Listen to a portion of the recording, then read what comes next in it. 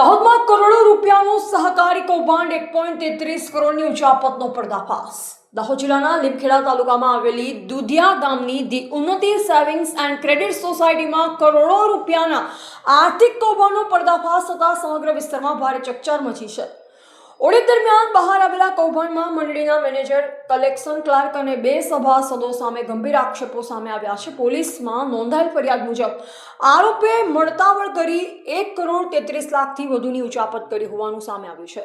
મળતી માહિતી મુજબ દુધિયા ગામની ધી ઉન્નતિ સેવિંગ્સ એન્ડ ક્રેડિટ સોસાયટી વર્ષોથી સભાસદોની થાપણો સ્વીકારી ધિરાણ આપતી સંસ્થા તરીકે કાર્યરત છે। વર્ષ 2024-25ના ઓડિટ દરમિયાન મંડળીના હિસાબોમાં ગંભીર ગેરરીતિઓ સામે આવી। સ્પેશિયલ ઓડિટ દરમિયાન કુલ 1,34,90,924 રૂપિયાની ઉચાપત સામે આવી હતી, જેમાંથી માત્ર 1,60,000 રૂપિયા જમા થતા હજુ પણ 1,33,30,000 રૂપિયાથી વધુની રકમ બાકી હોવાનું સામે આવ્યું છે। તપાસમાં સામે આવ્યું છે કે આરોપીઓએ ખોટા દસ્તાવેજો તૈયાર કર્યા, બોગસ બેંક સ્ટેટમેન્ટ બનાવ્યા, ખોટી એન્ટ્રીઓ કરી અને સભાસદોની થાપણોનો અંગત ઉપયોગ કર્યો। આરોપીઓ દ્વારા એફડી ખાતાઓમાં ખોટી ઉધારી દર્શાવી, બચત ખાતાઓમાં ઓછી રકમ જમા કરાવી, વધુ રકમ ઉપાડવી, દૈનિક બચતની રકમમાં ગેરરીતિ કરવી તેમજ બોગસ લોન એકાઉન્ટ ઊભા કરવામાં આવ્યા હોવાનું ઓડિટમાં બહાર આવ્યું। આ સમગ્ર કૌભાંડમાં મેનેજર રાજેન્દ્ર કુમાર ચૌહાણની મુખ્ય ભૂમિકા સામે આવી છે। તેમની સામે 85 લાખથી વધુની ગેરરીતિનો આક્ષેપ છે, જ્યારે અન્ય આરોપીઓ સાથે મળી અલગ અલગ રીતે લાખો રૂપિયાની ઉચાપત કરવામાં આવી રહી હોવાનું સામે આવ્યું છે।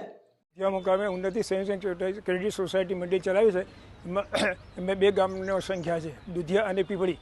એટલે એ ગામોને લોકોની બચત, દૈનિક બચત, સેવિંગ અને એફડી એ સ્વીકારી અને લોકોને ધિરાણમાં પ્રવૃત્તિમાં રોકાયેલા હતા અને એમાં 1,33,20,102નું અમારા સેક્રેટરી અને કર્મચારીએ થઈને ઉચાપત કરેલ હોય, જેની અમે એફઆઈઆર કરાવેલ છે।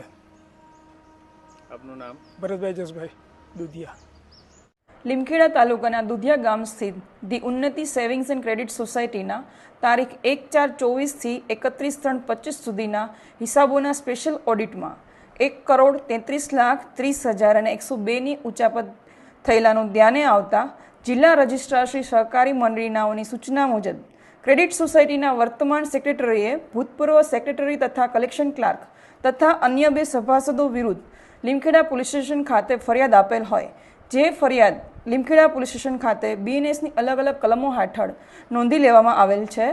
ગેરકાયદેસર ઉચાપત, ખોટી હિસાબી એન્ટ્રીઓ તથા બનાવટી દસ્તાવેજો તૈયાર કરી સાચા તરીકે ઉપયોગ કરવા બાબતે હાલ ઝીણવટપૂર્વકની તપાસ હાથ ધરવામાં આવી રહેલ છે તથા તમામ આવશ્યક દસ્તાવેજી પુરાવાઓ એકત્ર કરવાની કામગીરી હાલ ચાલુમાં છે।